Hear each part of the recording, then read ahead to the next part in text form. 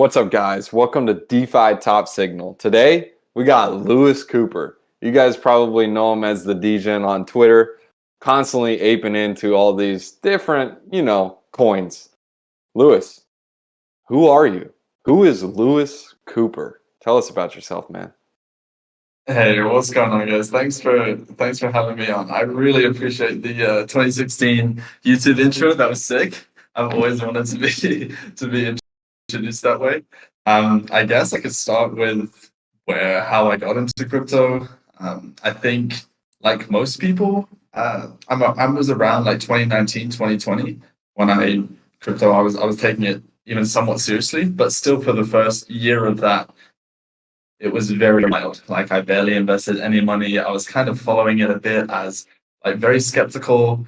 Bear in mind, I was 19, 20 at the time, so like not much money to invest in the first place. But it was actually my Deliveroo friend. And for those who don't know what Deliveroo is, if you're American or such, Deliveroo is the biggest like Uber Eats basically food company in the UK.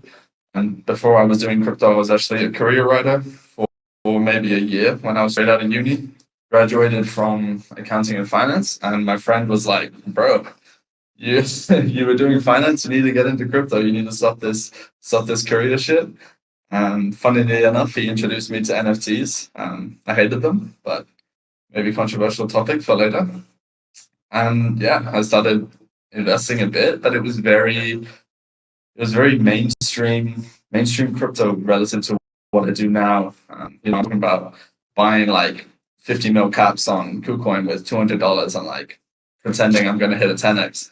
And essentially, once I started putting real money into crypto, it was just at the back end of the bull.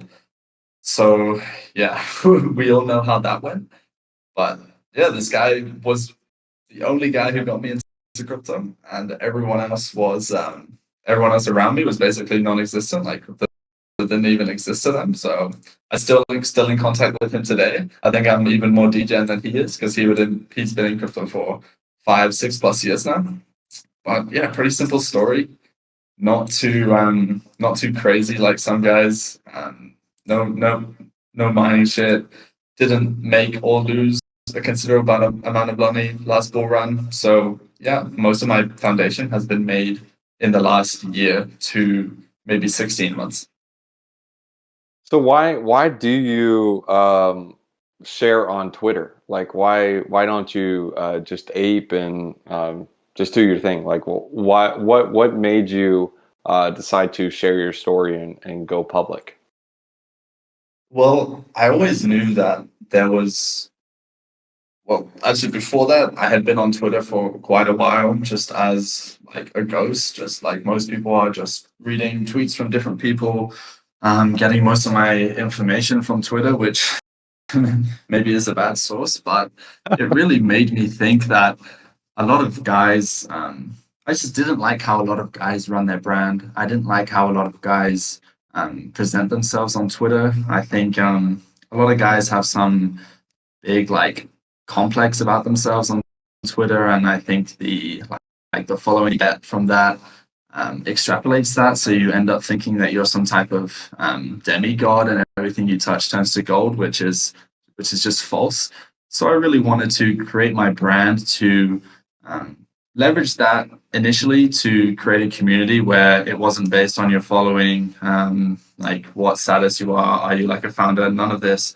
It was purely based around, do you want to contribute to a growing community? But I couldn't do that until I had a following. And that I'm referencing Fungi Alpha there. This is the group chat of 500 closed. It's a group of 500 people, closed group. We do have a Twitter channel, which is in some sense disconnected to that group, but the group remains the same. It's 500 people of constantly circulating members because people who are inactive get removed over time. And yeah, it's nothing about um, like who you are, like your financial status or anything like that. It's all just about contributing. And that was the problem that I saw with Twitter before I started speaking. Not to say I changed anything for the better, but it's just to say my brand is just an stream of my unconscious thought, which I just put out into the world. And yeah, I think mainly trying to push that it's okay to not know things. It's okay to just be an average crypto consumer, which is what I consider myself. Like, I don't think I'm a lot smarter than the average person or anything like that. So, yeah, just a platform to do that. And I think a lot of people resonated with that. Yeah, Lewis. Interesting. Yeah, very interesting, Lewis. So we're you bring up a good really a really good point about crypto Twitter and how I would say majority, and this is probably I'm just throwing out a number. I think that around 80 to 70% of crypto Twitter is super toxic. It could be more, it could be less, but from what I'm seeing, it's really really toxic. And people, a lot of these high end accounts have a stigma about, hey, I'm like you said, a demigod, and I will defy everyone because whatever I say goes, and I believe this project is bullish and I buy into it, and then they alert their 100,000 followers to do so.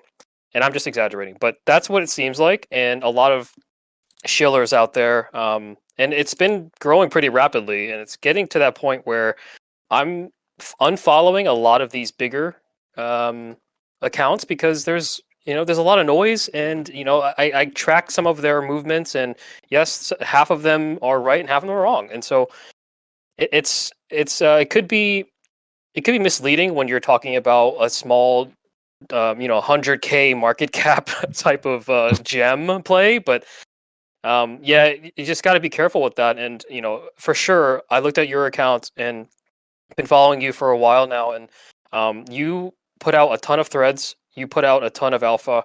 You go deep into certain ecosystems, and it's very very helpful. And you are taking that route where you are contributing to the crypto community. So wanted to thank you for that. I Yeah. appreciate the compliment. And I think you were almost a bit too kind on some influences. I think every person who has an audience, like you have a certain responsibility. Why do I say that? Because having an audience comes with its perks. Like we are in a attention economy. The guys who demand the attention, you get rewards for that, whether it be like social proof or the projects you talk about get more light, you get invited to certain seed rounds, you get better network, all of these things. And this is my actual frustration with a lot of influencers which I see. Like I'm pretty vocal about it. I'm not here to shit on anyone specific. I think everyone does something wrong from time to time if you have an audience. But I think what I spoke about previously was more referencing the fact that a lot of these guys who have been around, like mainly like from 2017, so they gained a lot of their following during 2018, 2019, maybe even 2020, or like specifically last bull run. They are considered like OGs or like early in the space, like something that I don't consider myself to be. I want to ask them, like, why are you guys demanding so much respect? Your reward for being early in a space is being early. It's not validation from people once crypto grows. Like people are constantly pushing, oh my god, like when adoption, like all of this, all of these things. Um, like this is what's going to happen when adoption comes. Your influence is going to be diluted, which is a net negative for you if you refuse to adapt to the changes which are happening. Like some people are stuck in 3 years ago. It's not the same. There's more people coming into the scene. There's more people like me. There's going to be people like me who are produce way better content than I, and that is like a product of adoption, and that's something that I can't be mad at. And if you are, you don't really want adoption. You want to like monopolize the attention that is the tiny market of crypto Twitter and benefit entirely for yourself. So Mhm. that's mainly why I get frustrated. Yeah, I agree with that statement. It's almost like a Mr. Beast on YouTube. That guy is constantly growing. He's constantly evolving. He's not just like a stagnant thing. And like on my channel, for example, if I was just talking about like how I initially started, I first started talking about altcoins, explaining different protocols. If I kept talking about that in a bear market, nobody's interested in buying an altcoin that's like I don't know, putting the shopping experience on the blockchain or something dumb. And then that's the same thing with DeFi. Like I was teaching people how to use Aave Compound. Those videos don't do well in a bear market where nobody cares, where the only people that are here is non-retail. They're looking for alpha. They're looking for different plays to look for. Even though it is a smaller audience or a viewership, you still have to grow and evolve. And like when a bull market comes around, you also have to change your content again, because you don't want to be like, hey, look, this is like the best altcoin because it works with this, and this. Instead, it's going to have to be more of a easy to consume once retail comes in, to where it's like, oh yeah, Radiant Finance is going to be the best thing because you can lend out tokens here and you can borrow and get paid to borrow and lend, that type of thing. So you almost have to evolve and obviously understand that if you're just doing something someone else is doing, it's not going to do anything different. You aren't going to grow from that. That's like me trying to start a Bankless podcast. Bankless is the podcast. If I want to get news and information on crypto, I go to Bankless, not you. You just have to evolve and understand what you're dealing with. And I kind of want to talk about what you're creating and what you're doing, which is Fungi Alpha, whatever you want to call it. I just call it Mushroom Alpha. What are you building over there exactly? Like, I know you said it's a closed group, 500 people. Is it capped off at 500? Are other people able to get in? Like, how do people get in? What is Mushroom Alpha, Fungi Alpha? Well, to answer your question about how do people get in, like we specifically don't talk about that because, as I mentioned previously, the Twitter account is sort of disconnected at this point from the group. Like the Twitter account is all about giving a platform for projects to like talk about themselves. For example, like Perpy Finance, we just did Veridex. It's not released yet. We did a bunch of LSD protocols, basically trying to give a like spotlight to protocols which may not be able to get good exposure elsewhere, and we think they are building something good. But the main thought behind Fungi is you have something which is not an individual. I know there's a couple accounts like that. Like I know the Data Nerd on Twitter. I don't know if you guys know him on Chain Data. It's not just a single guy, it's multiple guys.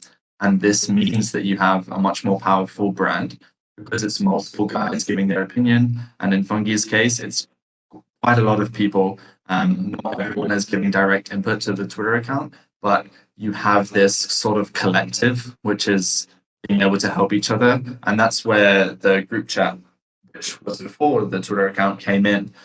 The idea behind that is, I don't know, I think a good community is built around solving a problem which everyone has and cannot be solved by themselves. So people are forced to come back. So the problem that everyone has in DeFi is we don't have enough time to cover everything. We can't all be experts on particular ecosystems. Like I might know about Arbitrum, I know absolutely nothing about Cosmos, and that's fine. I don't need to know anything because other guys in the group know that information. And even in Arbitrum, I can't cover everything. And so, if we're doing like shitcoins, meme coins, a lot of people can come together to make it beneficial, which is super depressing to do just by yourself.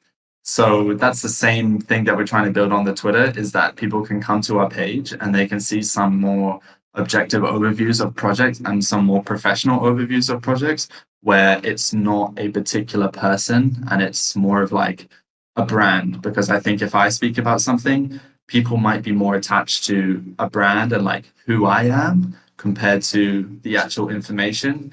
And then I think people are more likely to fall into the trap of just following someone because they like that person. Like not everything I say is going to be correct or good, but people might follow me because they like my previous content, or they just like who I am or who they think I am based on the content that I post.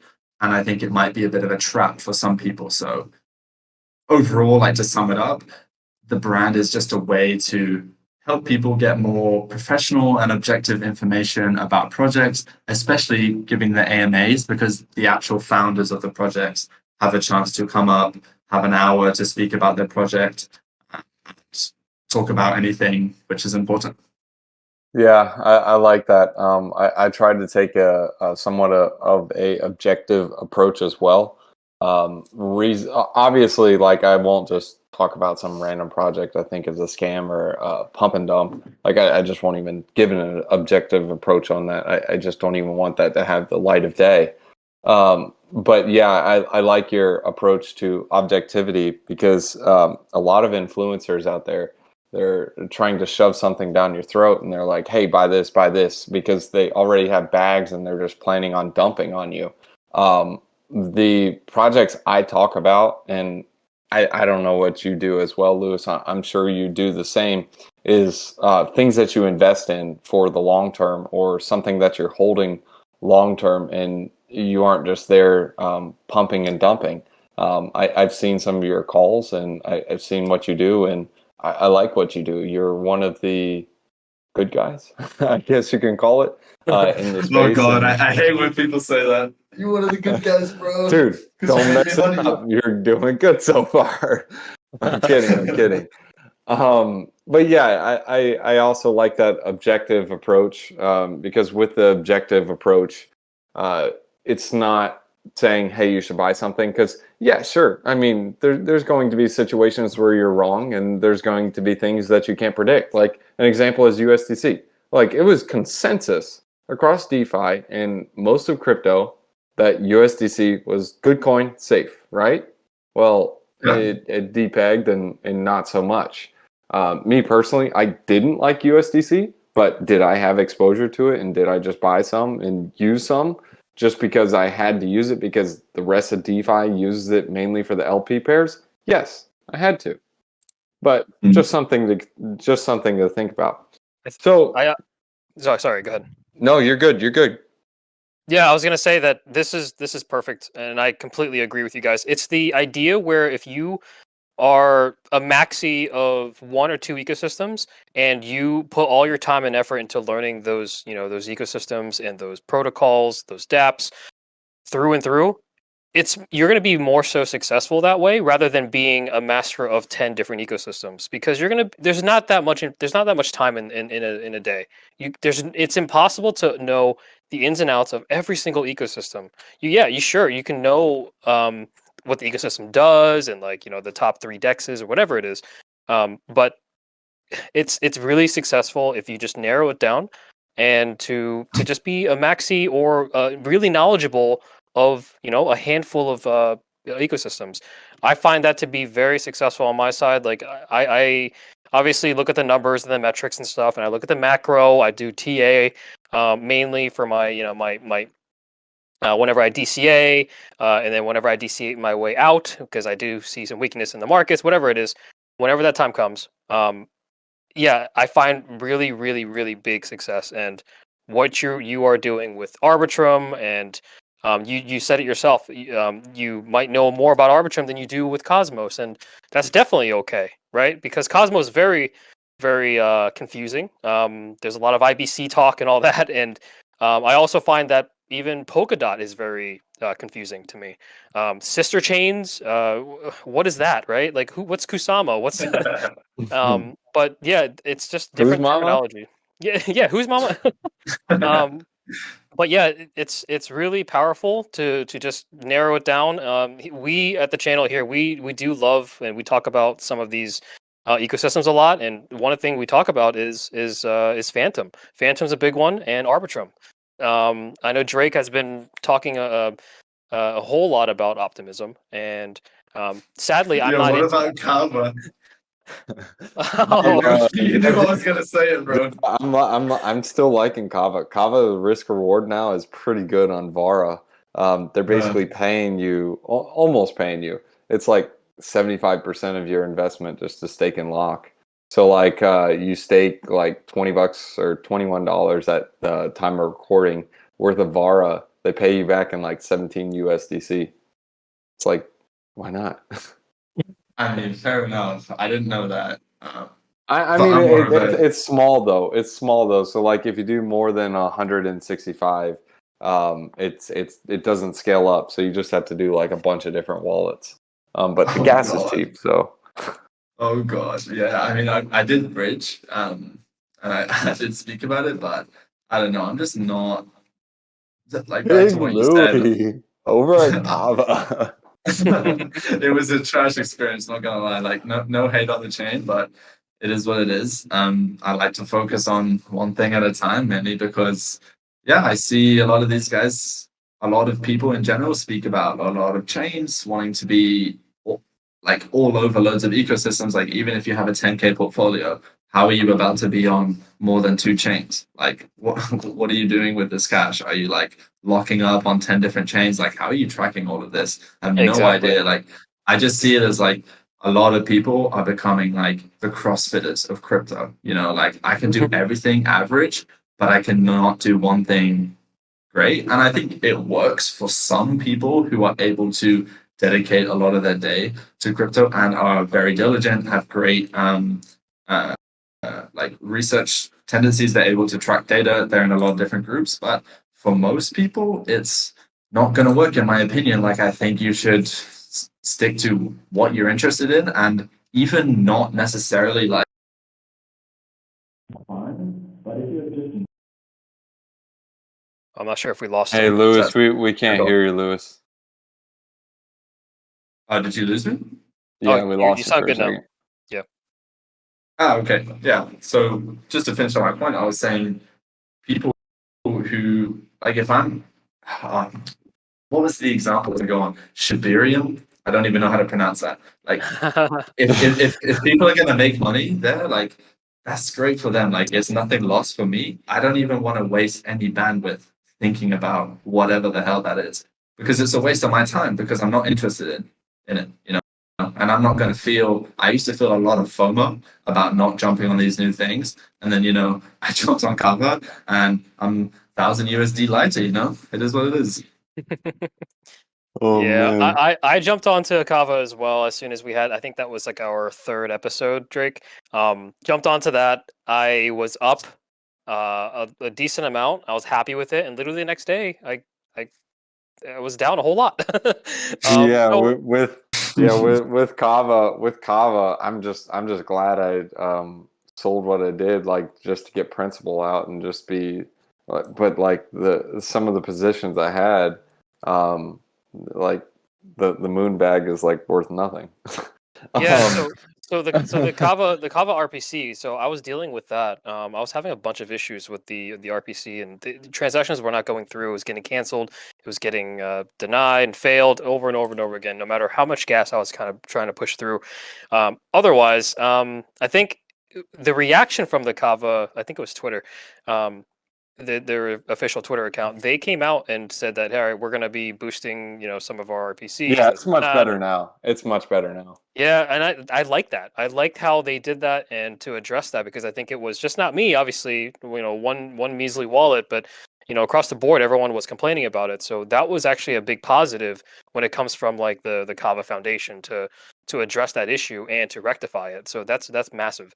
Um Yeah, one Kava's not a dead chain. They are going to see another run, in my opinion. Obviously, The as long as co the Bitcoin doesn't co in do this podcast is crazy. the cove. No, like I'm serious. Kava, the chain's been around for a bit, and you got 750 mil in incentives.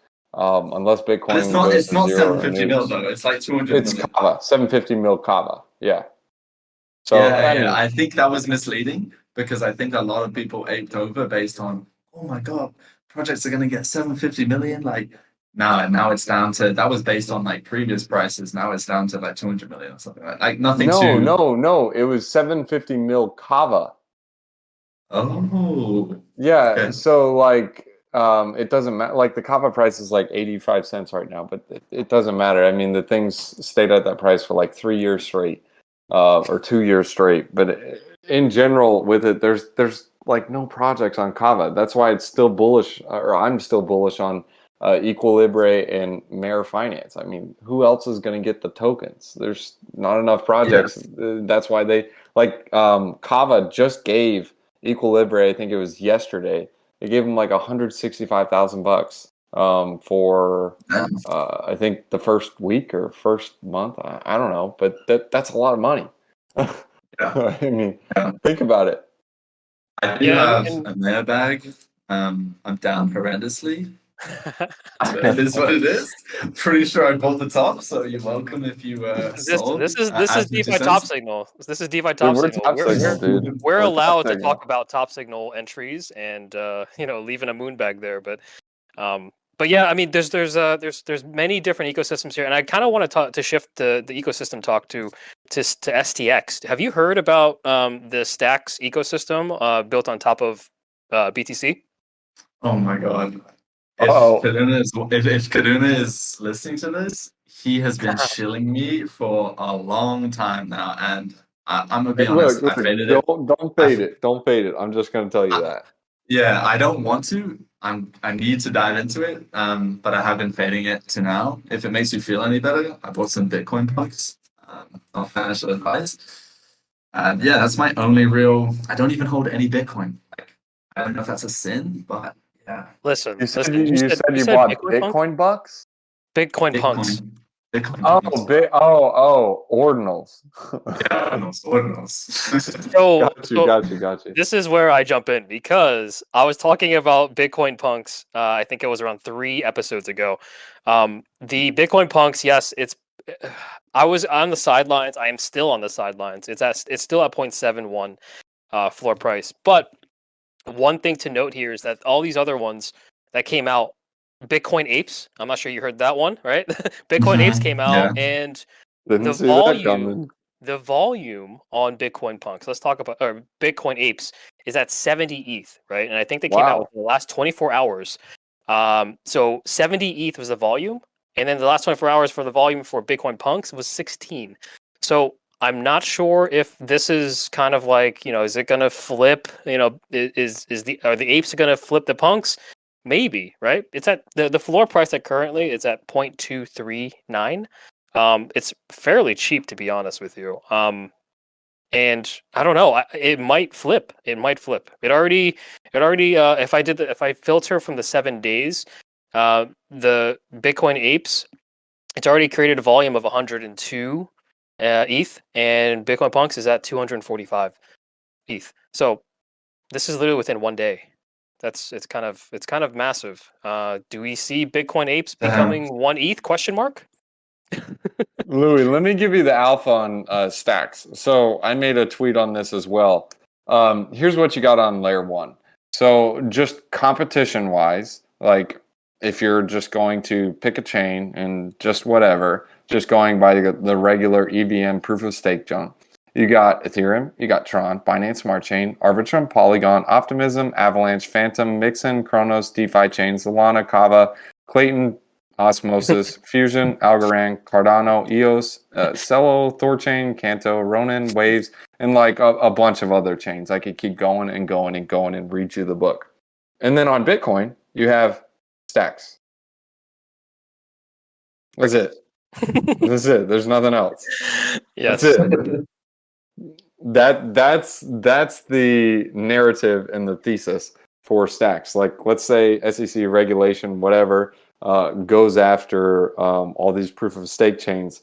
The narrative I see coming out of Stacks, even though they have their own little validator set up and junk for the Stacks chain, it's going to have that Bitcoin narrative. And the Bitcoiners are all like, they give the green light to Stacks because people are going to use DeFi and people are going to go to DeFi.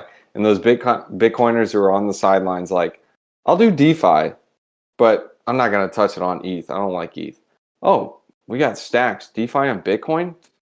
Oh, yeah, I'm all in. I'll go do 15-minute transactions. That's fine. I'm in. They'll do that. I mean, there's going to be that middle guy. And if you look at it, just stealing a tiny bit of the market share of Bitcoin, like not market share, but market cap from Bitcoin. Stacks is like $1.2 billion. Bitcoin is like 260 or 300. Just imagine just a little bit going to that to Stacks.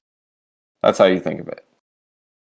I think my argument, because I understand that, And I think my argument is more just like, A, I'm not that interested, but B, like, is it really gonna take off as people are talking about it?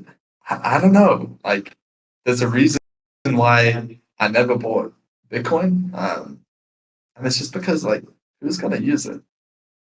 Yeah, I no. Hey, I agree with both sides. That's why I diversify. I got a little bit on Bitcoin DeFi just in case, because let's say, for example, we just have the straight wreckage and everything. We have the black hole just going all the liquidity. All the liquidity goes to Bitcoin because everyone's like, oh, well, we have this narrative. Banks are going down. Well, people are going to go to Bitcoin. That's the first thing they think of when people's banks are closing down. They know nothing about crypto. It's gold, silver, Bitcoin. I mean, some Yeah. people know about Ethereum, but it's the brand name. Just like you go to a country you don't know of, and you see a bunch of restaurants around you, and you see McDonald's, you're going to McDonald's. Yeah, that is true, and that's something that I thought about. Like, I should own a Bitcoin, and I think back when I started crypto, my portfolio was so small that it made no sense. Like, I was predominantly focused on making money, so it made no sense for me to hold Bitcoin because like the risk for reward or like the earning potential was not there I relative to agree. altcoins I and Yeah, agree. meme coins and absolutely. Me stuff. too. But I think that's why like Bitcoin is kind of something which people get into once their portfolio increases. Mainly because I think a lot of people are getting into crypto looking to make money, and then once they have like I don't know six-figure portfolio, they're thinking like, maybe I should, like you said, diversify and own one Bitcoin, and then that's how potentially it leads to, oh my god, Bitcoin DeFi.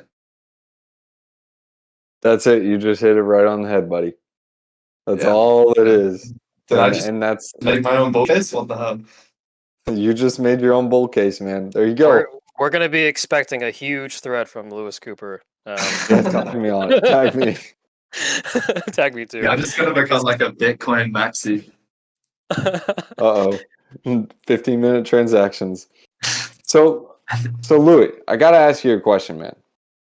You got all this alpha. You look at these different meme coins, whatever you want to call them. What is your checklist for it?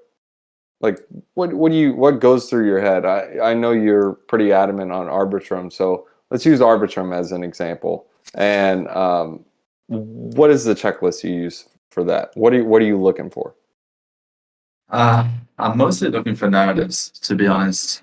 And I think sometimes I can get too caught up on a singular narrative and buy too many projects which are like fourth and fifth movers, which are just not going to do well. But I think when I'm looking at these low caps, I don't know what you guys consider to be low caps, but I'm talking like under 5 million, and then coins which are like just launching, which I don't talk about on my Twitter, but I'm talking about on my Telegram, mainly because I don't want it to be a pump and dump, like you said. But I'm mainly looking at narratives, and then there's second things which go into that, which is a lot about your network, like who you know and who you trust. Because, like I previously said, you can't do everything. And so you can't track every single project that's launching. You don't have contact with every single developer or every single guy who's looking at different niches which you may not be interested in. And so that's why I constantly talk about building your brand and networking with people, because if you're constantly growing your network, then people have like you have these like little IOUs which don't actually exist, but they're like intangible things which are there. Like for example, if I say, like for example, when we went on the Miles podcast, like imagine if I was the one who got you on the podcast. It's like a little like IOU which we don't talk about, and then you might be like, oh shit, I have this project which is like good and it fits this narrative, and you might send me a message, and boom, there you go. Like my research has been done for me. And it's not everything, but it's like just social proof of why you're getting in a project. And this is exactly why influencers are a thing, right? Like people look at your track record and buy projects based on whether you're good or not. Like Kaduna, for example, he was 9,000 followers when I first started following him, and now he's 55, and he's made a name for himself by being consistently correct. So he has this social proof, and being like around him, he's very like good at what he does, like legitimately good at what he does. But a lot of other influencers are just like spreading the same project around. So when a new project launches, I'm not the guy looking at new projects and being like, oh, this just launched or whatever. I'm the guy who's speaking to people after the project has launched, or trying to think if there's a good like pre-sale which is public, that I can get into, or something like this. And I think a lot of people think it's way riskier than it actually is if you know what you're getting yourself into. Right. So you aim for narratives, not particular tokens type of thing, and then once you get the narrative, you look for the pieces to fit that narrative, and then you deploy like, oh, look, this fits this. An example is like Yeah. Gamblefy. So Yeah. why? Oh, go ahead. Let's just take Gamblefy for an example, because I think this is really, really good. So when Gamblefy was coming up, I think influencers sort of like create narratives that occur, and then projects spawn like that. I do think some narratives are like organic, but a lot of narratives are pushed unorganically. Bitcoin, However, like Bitcoin DeFi. it's Bitcoin DeFi, yeah, as no such exists, but here we are. Bitcoin funds.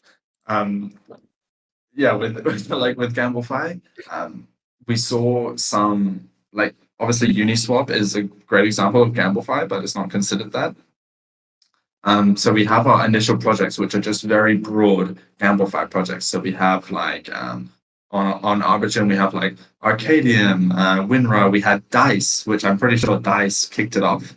That was an amazing project when it just launched, and then our competitors launched on top of that, which were doing Yeah, I bought the Dice. pop on They had Dice.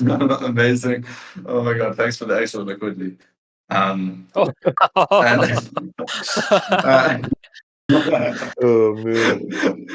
and then we had guys building like on top of Dice, so with like better UIs. I'm looking at just that Arcadian, and then we have niches within the specific within the Gamblefy narrative, which are first movers in their own right. Look at a project which just launched Lotto. I completely missed Lotto, but it was a first mover in its in the Gamblefy narrative, which could be missed because it's like, oh, it's just like I missed it because I faded it saying, oh, it's just another Gamblefy project. Like, nah, I'm not interested in it. It's not being serious when already like Just Bets exists. That went from like 50K when I first saw it or someone first told me about it to 3 million, I think, at the top. Wow. Like those are mass gains for people, because most people are not wanting to throw in like 10 anything. The project could throw $500 into that and make a lot of money, even if you DCA'd out. And so we have these little like first movers within narratives like Lotto, and Lotto's being first mover was you have a high tax project, and when you're buying it, you are doing the gambling. Like the gambling mechanism is in the buying, because you have a chance at winning a jackpot, which is fueled by taxes. Like this is such a simple flywheel, but it's genius. And I'm going to put my hand up and say I lost a lot. I lost a lot of money on Lotto Wait, because Lotto's the the one that was on Ethereum, right? um I remember I got an airdrop maybe. of Lotto like 2 years ago. Um, I mean, but I maybe I mean, don't know the history of it, but it's on Arbitrum now. It launched on Camelot, and like it's still going dude, strong. I these think might be the same exact. liquidity. These got it. Okay, I think this is the same exact guys. Um, wow. I didn't think it was the same, but then you kind of described the mechanism to me, and I was like, wow, this is it. Because like the tokens that you buy, they're basically like tickets. They entitle you to like the winnings Yes. in there. If you win, it's great. If not, the tickets are burned. No, it's not burnt, or the ticket is burnt, but you still keep your tokens, which are able to sell. But it's a 20% round trip, so 10% tax on the buy, 10% tax on the sell, which goes to most like to the liquidity pool, and to the jackpot. That's why they have 600K liquidity. But the reason why I think it was so successful was because A, it's inside the Gamblefy narrative. B, the gambling is actually in buying the token, so it's frictionless because there's no layer of friction between looking at the project and gambling. Whereas other projects, there's 1 to 2 layers of friction, which mean like connecting your wallet, well, maybe even more than two, connecting your wallet, choosing your game, signing your transaction. Like this is a lot of friction for a DGen who has like the attention span of a goldfish, like this is hard to capture sticky users. Yeah, so Lotto, I just looked it up. I was able to find it on Coin Market Cap.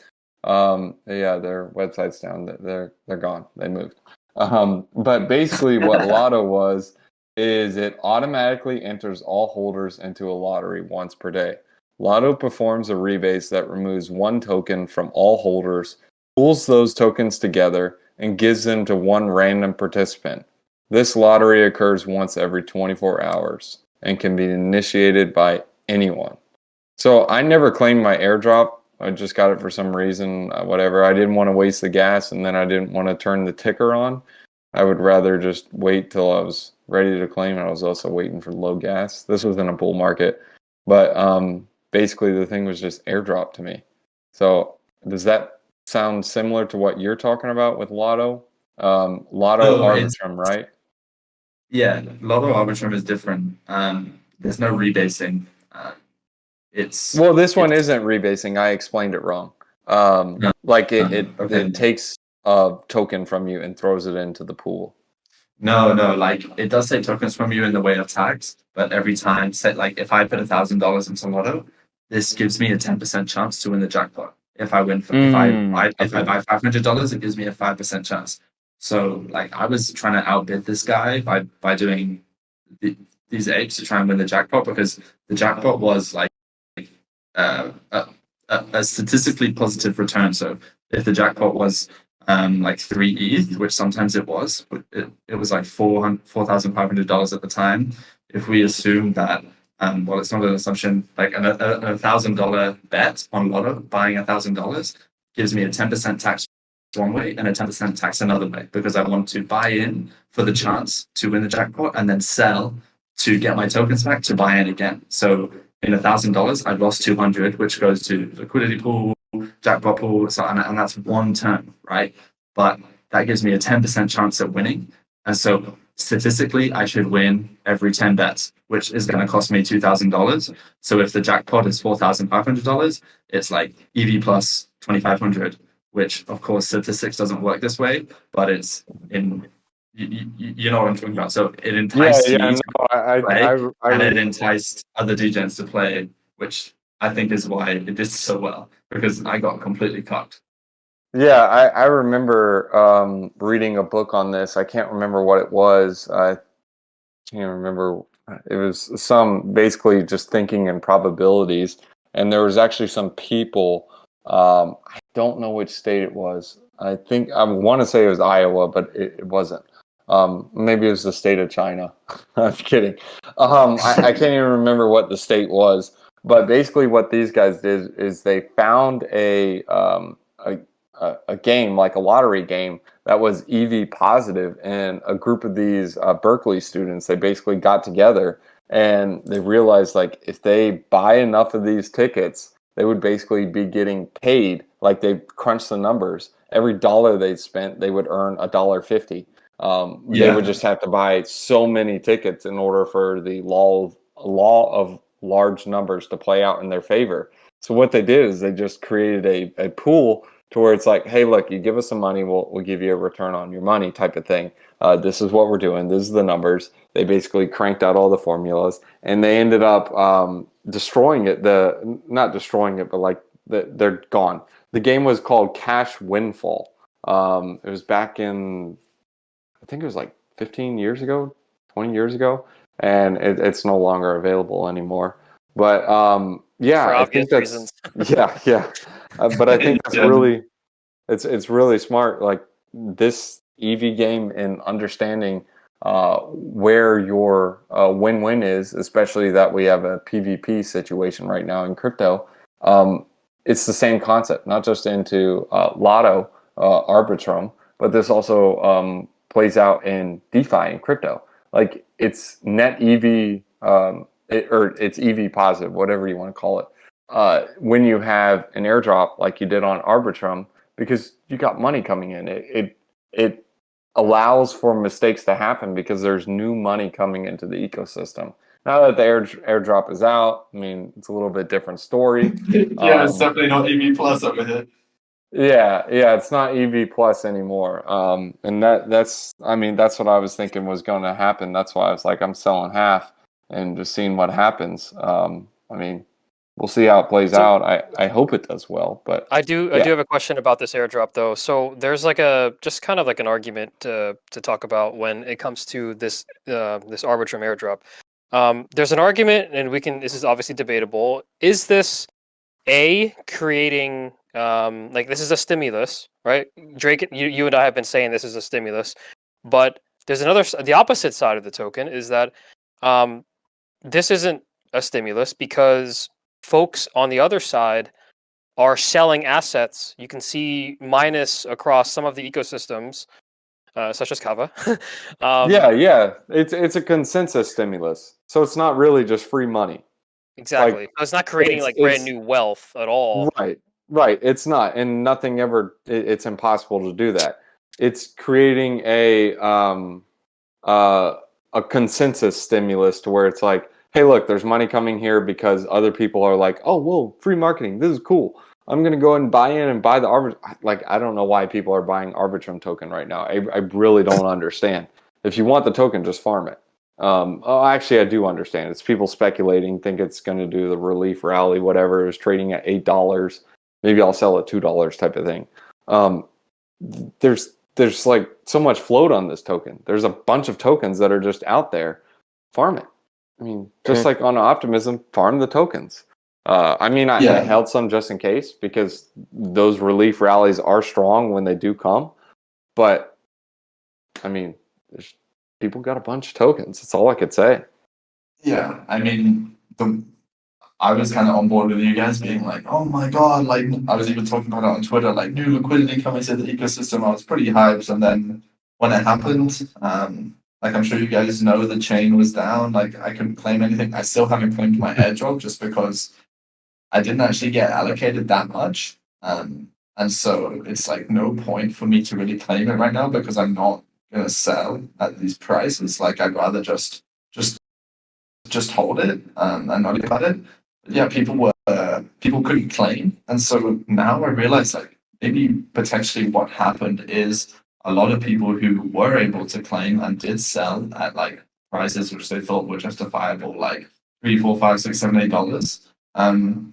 They didn't even want to stay in the Arbitrum ecosystem anyway, and were just here for the airdrop or just had a little bit amount of money here. And then there was a bunch of people like me who already have most of their capital inside Arbitrum, and there's no point for them to sell their quote unquote new liquidity from the ARB token because they think it's worth more than $1. And so it's just stagnant. And so, yeah, people just sell a bit of their positions off. And yeah, it was pretty pretty depressing because everything just went down. And yeah, like God was the savior, and no one wanted to like buy any projects on Arbitrum because it felt like there was negative liquidity after the airdrop, which was really strange. So I do have maybe like a real world explanation for that, right? Like you guys have heard of buy the rumor, sell the news, right? Yeah. And I think Yes. obviously it's a real world thing. It happens everywhere, and this is the easiest example that you can just plug into that. A week prior to this airdrop, we received notification, hey, airdrop confirmed, 23rd of March. Okay, great. Everyone's all excited about it. You saw everything across the board, the entire ecosystem just dancing, music's playing loud, everyone's excited. And literally by Tuesday, Wednesday, it's maybe Tuesday and Monday, maybe we saw everything just like die off. So as soon as people were selling off, and we're just literally looking at the Camelot, Grail token, it literally sold off. Beginning stages was on Sunday. Literally, it took 2 days for it to just go down like basically 50% of the price.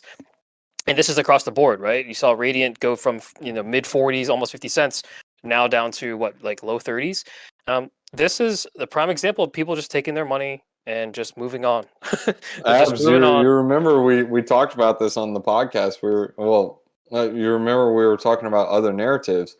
Mhm. Before when it was announced, I was like, I'm going to be looking at Arbitrum, Kava, also Phantom, and we were talking about Bitcoin DeFi Mhm. as some other narratives. Because you remember, or you have to look at the markets like psychology. All of these markets are psychology because that's what you're seeing on the charts. It's human emotions and psychology. Well, not psychology, but it's human emotions. And in order to understand the emotions, you have to understand the psychology behind them, which Mhm. is fear and greed. And once you have a news announcement that says, hey, look, we're going to be airdropping this chain and there's going to be a bunch of money coming in, automatically greed goes off in your head. The reaction is done. Like, we heard about the airdrop, everyone comes and flocks. Now, once the airdrop is here, what changed? Nothing changed. There's no new people coming in. Already, everyone already had the greed signal flip in their head. They jumped on Arbitrum. They bought a bunch of plays, just like, hey, look, I'm going to buy this because I'm going to dump on everyone. Everyone's thinking the exact same thing. Yeah. Everyone's already bought in. They got their positions. Airdrop's here.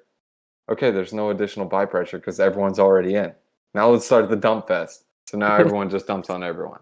That's it. I think there wasn't even like that many pumps caused directly from the airdrop, to be honest. I think it was mostly in like January or February. And I've been having a bunch of pretty doom and gloom chats, to be honest, about like that was like the local top and it's pretty much just down from here. That's not my it's not my expertise, and really like I try not to look at that because I think you can still make money in selected like niches and narratives. But yeah, like you can't ignore that across the board. Um, things are not looking that good. And yeah, Oh yeah. I think you guys are right. Like people are just thinking, okay, so it's time to move on now. And I think ZK Sync, which I'm pretty sure they pushed their launch forward, to launch like directly the day after the ARG Yeah, token they launch, said today. was pretty weird. Yeah, I don't know why they did that, but I don't think ZK Sync will be bigger than Arbitrum. Like I still think Arbitrum will be the biggest chain going into the next bull run, but for now, yeah, I think we're chilling. Yeah, Yeah. I'm bullish Arbitrum long term, 100%. I'm just talking about like short term price action for those who are like, oh, why are we dumping? Well, that's why. It's just crypto playing PvP battles. And like if you looked at Optimism TVL back in May when it dropped from 400 mil to like 200 mil TVL after the airdrop was announced. And what's it at now? It's like almost a bill. After the airdrop plays out, let it play, da da da da. But then it's got good tech. I'm in it for the tech. Number go up. Yeah, exactly that. Like I was almost frustrated because so many people were selling off their positions on Arbitrum. Like, have we all just waited 6 months for an airdrop, and then, or for a lot of people, a lot more than 6 months, and then the airdrop kind of flopped, and then now you're like, okay, I'm out. Like, you need to zoom out a bit more and think a bit longer term. Like, yeah, some of my positions are down for sure because I was a bit greedy leading up to the airdrop, but like, it's fine. I'm happy to hold those positions because I bought way cheaper as well 6 months ago. Yeah, there's something at Arbitrum. Like it's not just like a ghost chain. I'm just saying like ZK Sync. On the other hand, I mean they push it forward, but there's nothing to do over there. Literally nothing. Yeah, yeah, like launch a whole chain just so I can like ape one or two new dexes. What the hell? Just announce the airdrop already so we can just dump. So one more thing with with BTC being bullish, and therefore I'm going to talk about stacks one more time, naturally. So BTC obviously is the first mover of crypto. I think that the reason why stacks is a little bit more, and I'm going to probably put you guys are Arbitrum. You guys think that it's going to be the top one. I agree as well. I think that there's a case to be said about the stacks ecosystem basically being at the bottom at this point, right? And it's on its way up. I think there's going to be tremendous growth, because it's the only one, the only competition. It is what it is, right? Stacks is there, and it's literally everyone's building on it right now. There's going to be plenty of upgrades because at this point, every transaction is around 10 to 30 minutes. Yes, not favorable. when you go from Arbitrum, which is instant transactions, yeah, this is not going to be attractive. But as soon as they make these necessary upgrades for faster transactions, smoother experience, then I think the money's going to flow into this because BTC is bullish long term. I think that Stacks is going to be around for a while, and that's I honestly think, and I'm going to say this out loud, Drake, don't shoot me here, but I think that Stacks is a little bit ahead of Phantom in terms of bullishness, in my opinion. It does have the Bitcoin hype train behind it. I'll give you that much. Wait, you guys are bullish on Phantom? Huh? You guys are bullish on Phantom? I'm bullish on Phantom. I am too. You don't No like problem. Phantom? What are you guys doing on these chains? Like, what is that to do? Well, okay, so Phantom actually has some stuff. I guess you're not a VE33 maxi like me, but I go way back with Phantom. Phantom, do you remember Tomb Chain or Tomb Finance? I remember there's been a lot of forks since then. Yeah, Tomb Finance started it all. That was one of the innovations out of Phantom. But obviously, you have the narrative of like the 45. I don't know. Maybe it'll be 100 years in like a month from now, whatever you want to call it.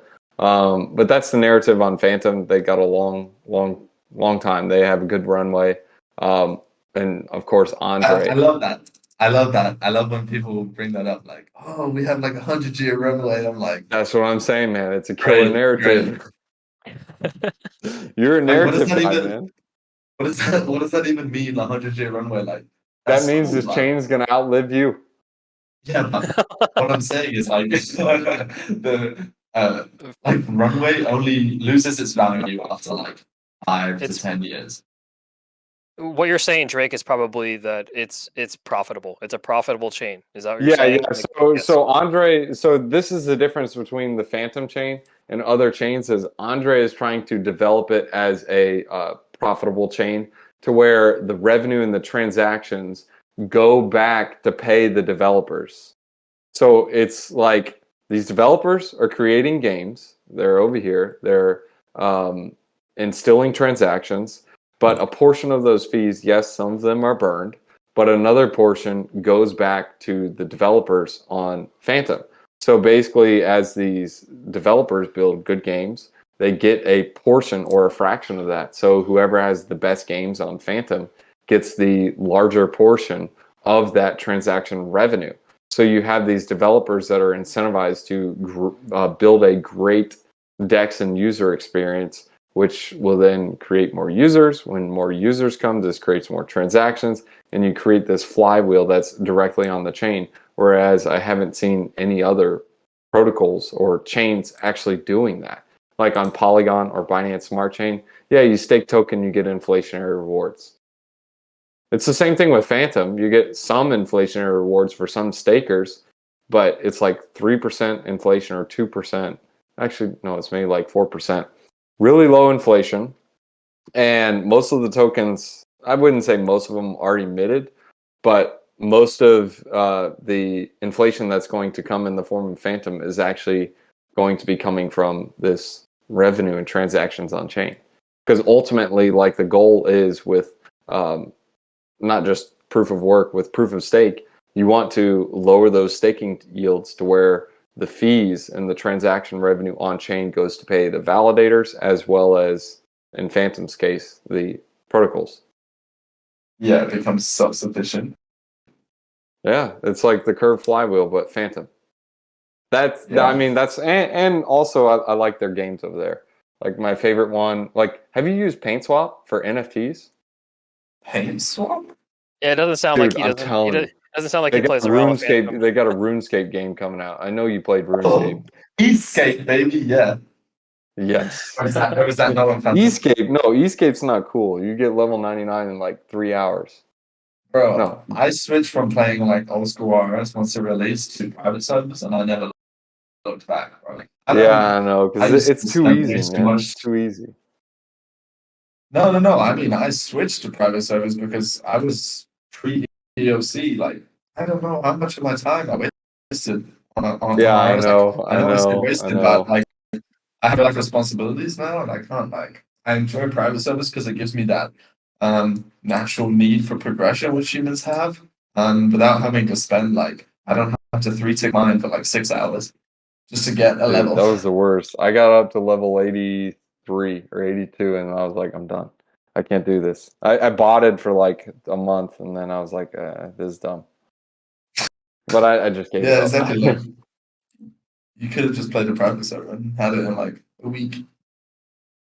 Yeah, that's a good point. Well, that's the narrative on Phantom. That's like if you're looking over on Phantom, there are a lot of good games over there. You got Equalizer. You can still do Tomb Finance, but it's a played out game. It's not fun. Paint Swap. They're going to be having the RuneScape like game coming. And it's going to be deflationary for Paint. Abs actually sent me a link to that and some information. It's still speculation right now, but Paint Swap team, they constantly deliver. That, in my opinion, hands down, they have the best NFT marketplace out there, better than OpenSea. The UI UX and better than Magic Eden. probably better than Magic Eden. I haven't seen Magic Eden, so I couldn't really say with a de facto statement. But Paint Swap is a killer. It is. I mean, even for the VE NFTs, instead of just giving like a bunch of numbers, it actually breaks it all down where humans can actually read it. Another game or thing you can play over there is Mummy Finance or Morpheus Swap. It's basically like your GMX, GLP type of thing. Mummy Finance is almost up to $1 billion in trading volume. That's a lot. I mean, Wait, stinking Mummy Finance is still going? Oh my god, it's yeah, dude, $6. Mummy Finance is Bro, pumping. dude, I aped this on launch. I dumped it. Oh, dude. I was the guy who bought Equal at 10 cents, or no, it was 12 cents, and I sold it at 30 cents, and I thought I was doing great, and it ended up ripping all the way to 15 bucks. And I Wow. was like, Oh wow. I was like, wow. I Mummy have, Finance. dude, screenshots are it's not real. I can send screenshots if you need. But I did that same thing with Level Finance too. Same thing. Yeah. In fact, Level it was Finance worse was with pretty Level. depressing. Level Finance was worse. I bought at 15 cents. I LP'd. I farmed a bunch. I had thousands of these tokens. And I dumped them at 10 cents for a loss.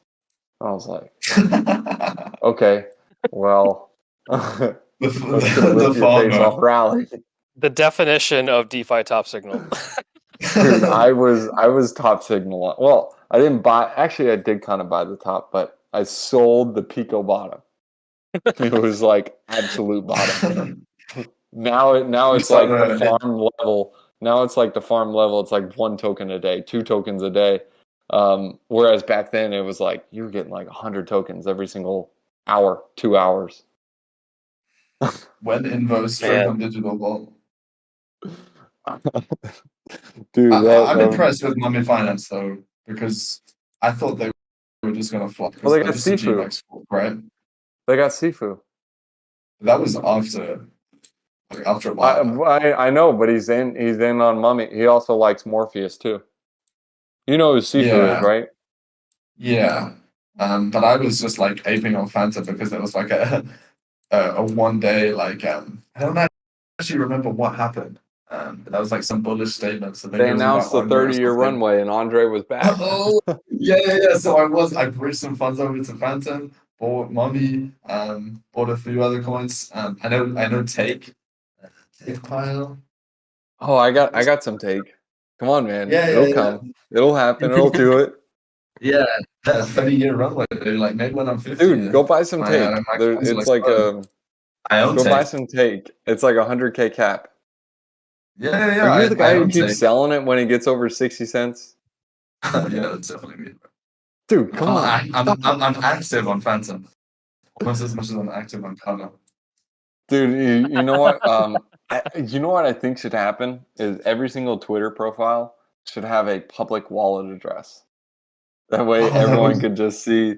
That would be hilarious. Like just seeing the mistakes as well as the wins that they make. And like if someone is pumping and dumping, you'll be like, bro, what are you doing? That would take some balls. That honestly, that would take some balls to put your wallet on there out there for people to follow.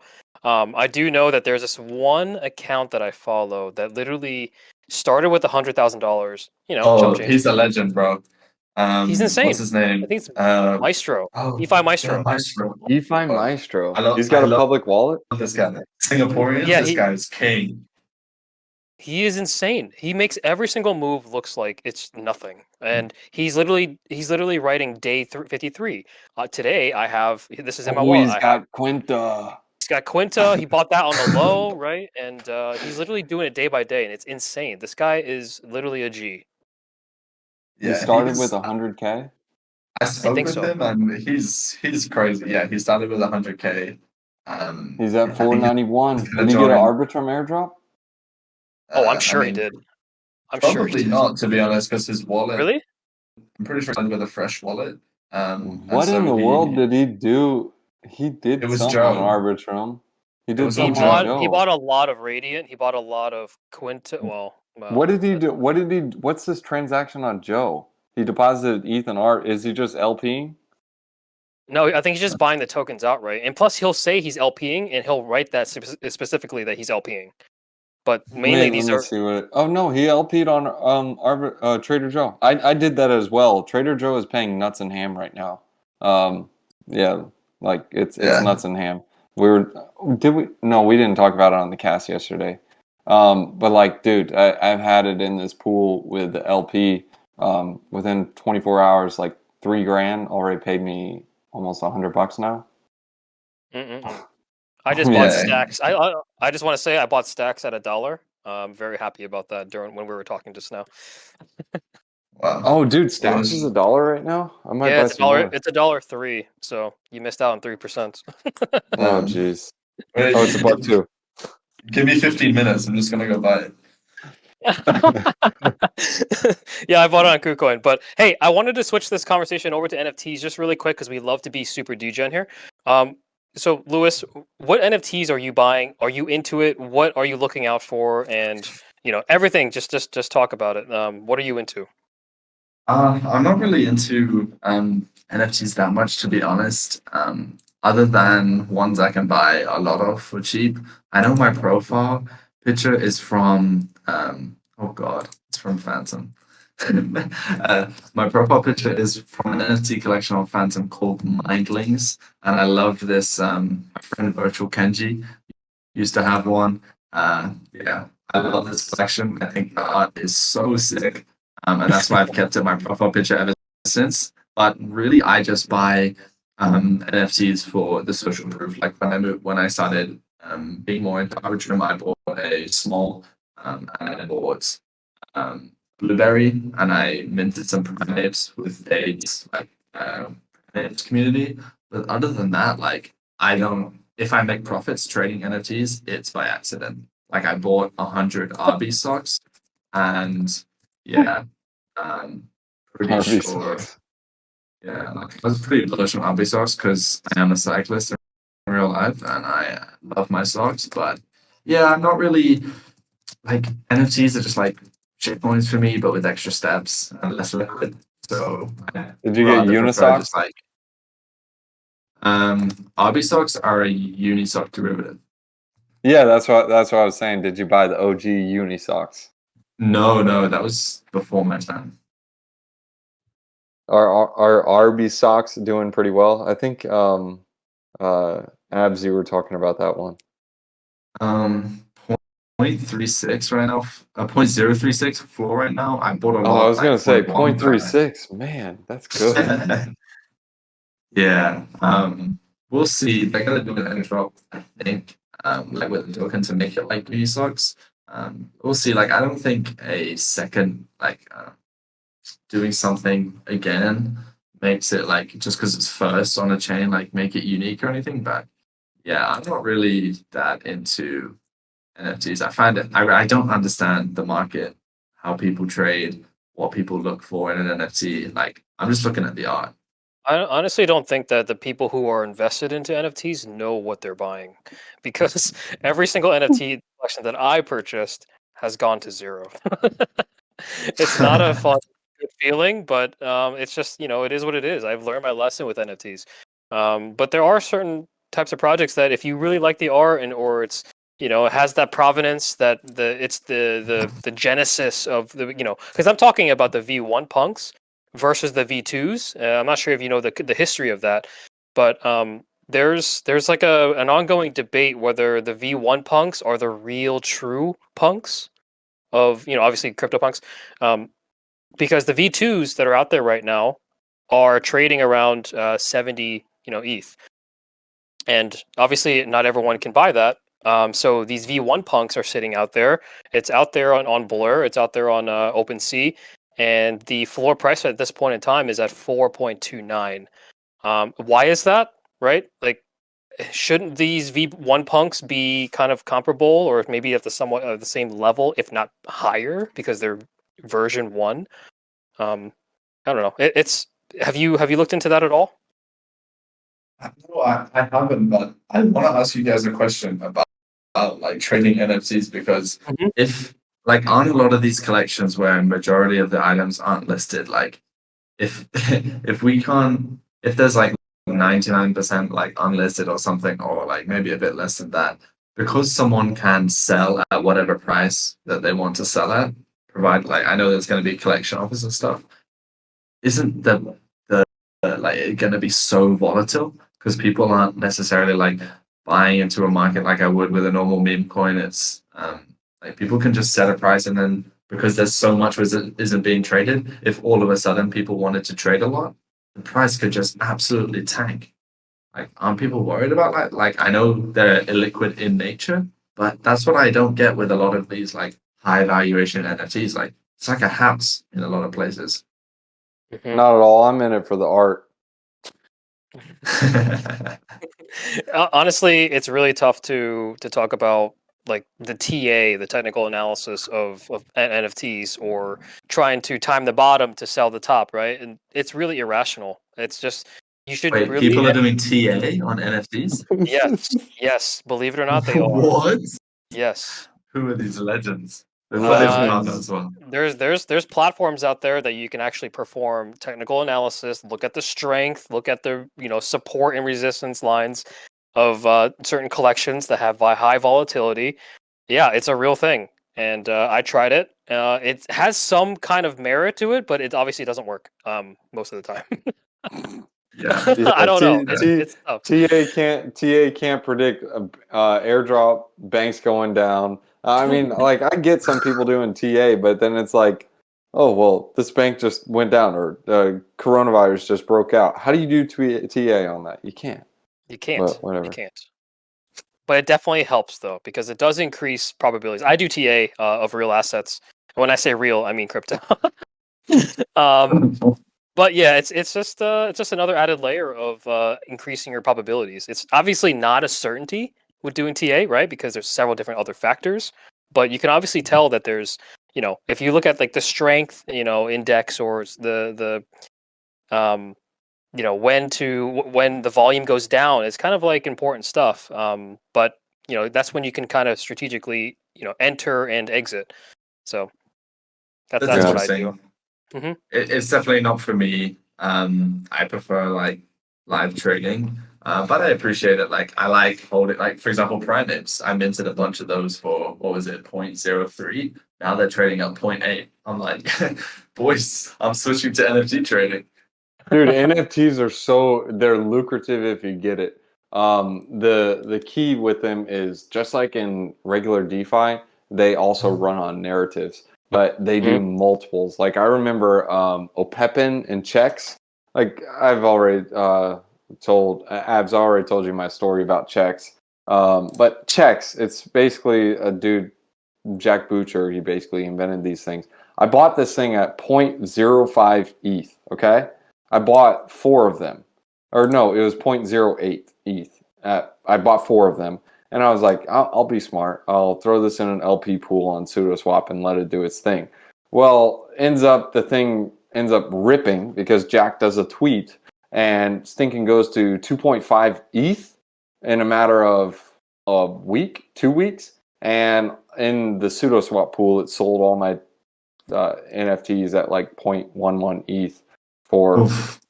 I lost all my NFTs. So basically, I could have turned 0.2 ETH into 10 ETH. The multiples on that, like you can't calculate that in 2 weeks. I mean, Let me quickly check the TA on that. Yep, Yeah, doesn't work. that's pretty crazy. Jeff Butcher tweet. Oh wait, we can't factor that in. Okay, 250,000 followers. Yeah. Can't do that.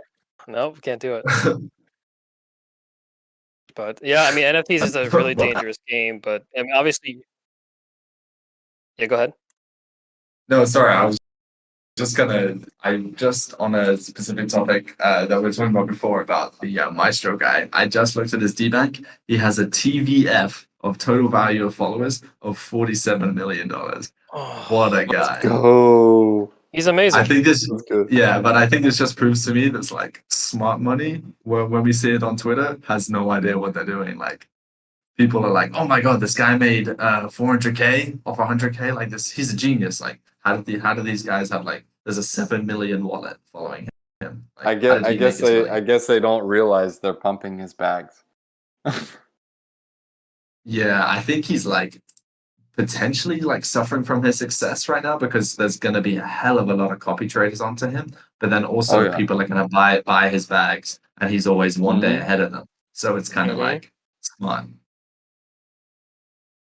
Yeah, but I give him so much props because he literally says, "Hey, here's my wallet, and this is what I'm doing." Yeah, And yeah. yeah, you have to be a really super degen to Yeah, really follow it minute by minute, right? Is every move. Yeah, it's a Yeah. little bit different with him. Like it would be something. It's one thing to do it when you have like 10 followers. It's another when you got like 250. If you have like 250,000, if you got like 250,000 followers and you just share your wallet, it's basically just a scene of like pump and dump. You're almost set up guaranteed to win because if some people see you buying a token and then they're like, "Oh, I need to buy in. I'm just going to start buying," and then you just start selling. Well, you got out before everyone else started selling. But you do run into that avenue of people counter trading. So it's almost like if you want someone, or I think it would be really cool to have someone have a disclosed wallet on Twitter, but with the aspect that like you have a voice behind them, like they're somewhat doxed, you know about them. That way, if they are found out to like be pump and dumpers, then it's like, oh, okay, well, I mean, this dude's a scammer. Does that make sense? Yeah, I Mhm. think it's a really good test, and it's something like I've been considering doing because I do have like a semi docs, but I don't do trading on that. Like, it's the ones where I hold my NFTs and such. But I was thinking about like obviously not doing something like this guy. I don't have his expertise, but it would be interesting to have like I don't know, start with like I can't put up 100K, like 200, and you can. I just love his content. Like I started following him. And